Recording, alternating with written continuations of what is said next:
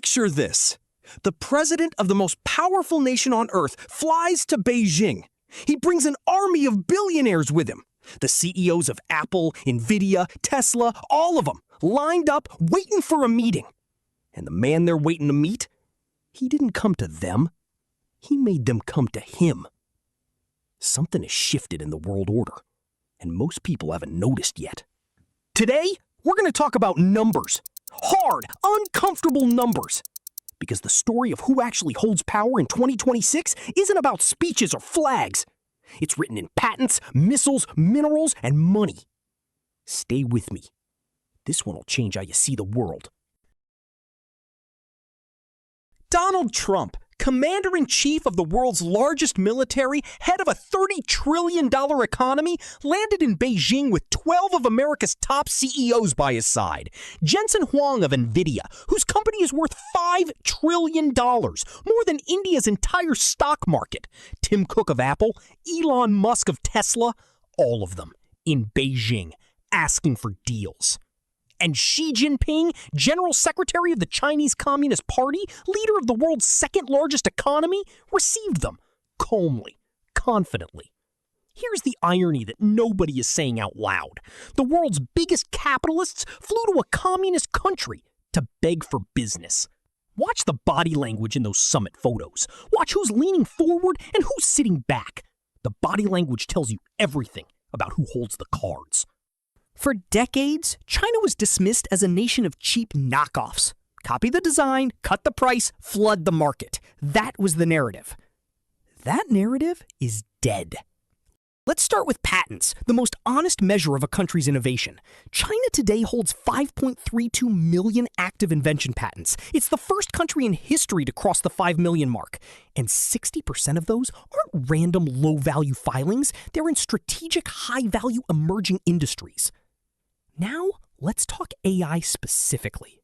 China holds 60% of all AI patents globally. Not a plurality, not a majority. 3 out of every 5 AI patents on Earth belong to China. They have over 6,200 AI companies. Their core AI industry has crossed $175 billion. And they have 602 million generative AI users. That's more people using AI tools in China than the entire population of the United States. But the moment that really shook the world? DeepSeek. A small Chinese startup, without access to Nvidia's best chips, the ones America restricted, built an AI model more efficient than ChatGPT. The whole world stopped and stared. If they can do that without the best hardware, what happens when they get it? Move beyond AI, and the picture gets even sharper. China files 2/3 of all robot patents worldwide every year. A Beijing company called Unitary Robotics is now the world's largest humanoid robot manufacturer. The US Congress was so alarmed, they declared it a national security threat. In quantum computing, China just launched the Tianyan 504, one of the most powerful quantum supercomputers ever built. In satellite technology, a Chinese company achieved 100 gigabytes data transfer from space to ground, far ahead of Starlink's current speeds. One area where America still leads: advanced semiconductors. China cannot yet match TSMC or Nvidia in chip manufacturing, and that is exactly why Trump brought Jensen Huang to Beijing, because China desperately wants those chips, and America is using that as its last major bargaining chip. But here's the thing, China is pouring over $1 trillion annually into R&D. The semiconductor gap is closing, and the day China closes it, America loses its last real point of leverage. Now let's talk about what really keeps world leaders up at night. For years, China built its military quietly, buying time, testing systems behind closed doors, not showing its hand. That phase is over. In September 2025, China held the largest military parade in its history. What the world saw was staggering. The DF-5C intercontinental ballistic missile, range of 20,000 kilometers.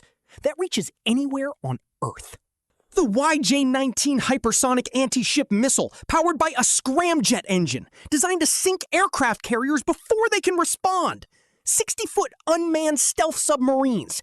AI-powered drone wingmen flying alongside fighter jets. But what China didn't show was perhaps more alarming.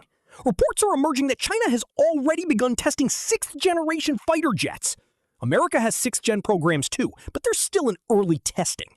China is right there, shoulder to shoulder. And then there's the Iran war.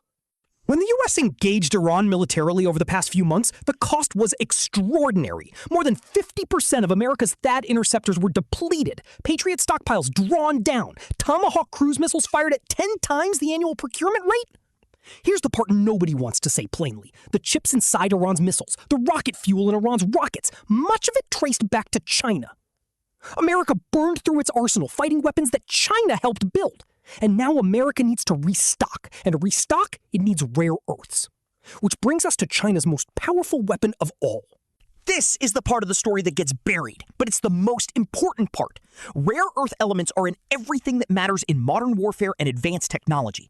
An F-35 stealth fighter contains 900 pounds of rare earth materials. A single naval destroyer uses 5,200 pounds. Every smartphone, every EV battery, every missile guidance system, every radar array. Rare earths. And China controls over 90% of the world's rare earth processing capacity. Last year, when Trump hit China with tariffs, Beijing didn't fire back with angry speeches, no dramatic statements. They simply started limiting rare earth exports. Quietly, calmly. Within weeks, the U.S. understood. The tariffs were quietly walked back. When Trump and Xi met previously, China agreed to resume rare earth supplies for 1 year. That year is expiring.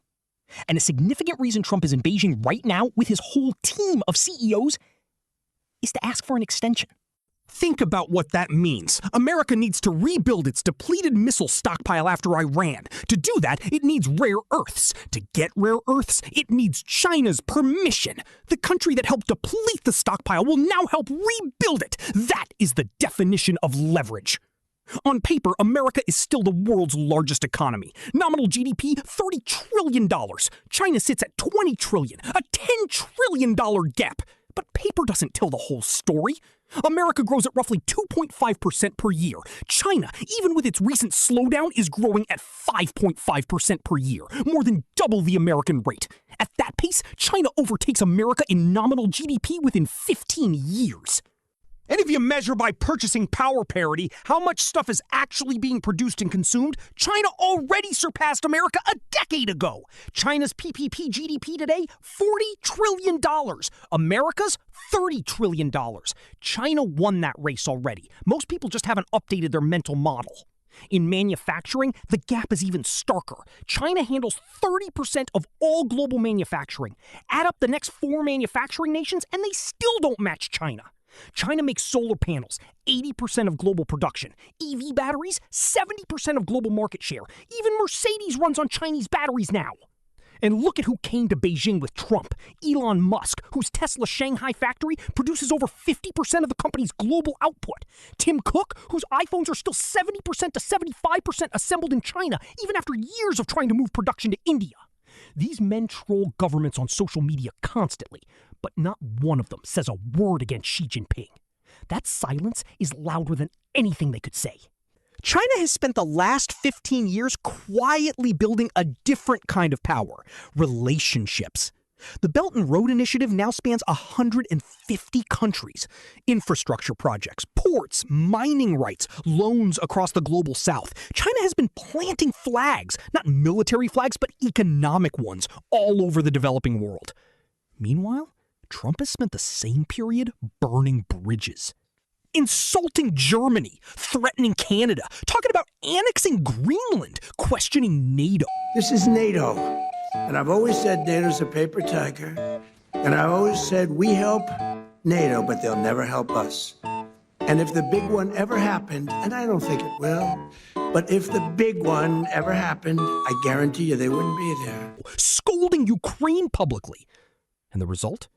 Every leader he pushed away ended up in Beijing. Canada's Mark Carney, the EU's Ursula von der Leyen, India's Narendra Modi. One by one, they flew to China and shook Xi's hand.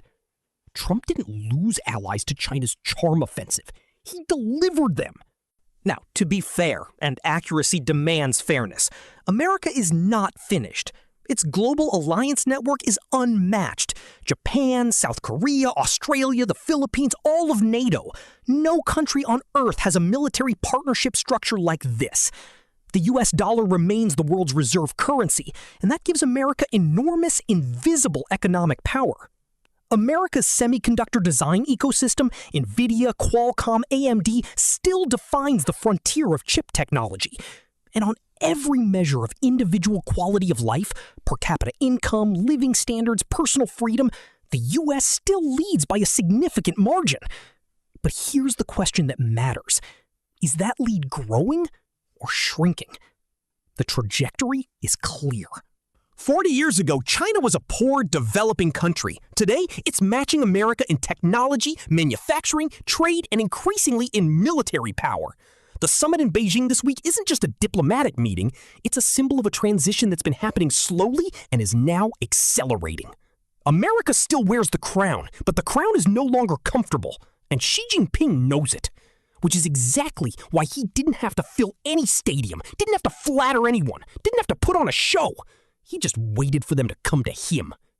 If you found this analysis valuable, subscribe and drop in the comments. Do you think China will overtake America as the world's leading superpower? And by when? Let's talk about it.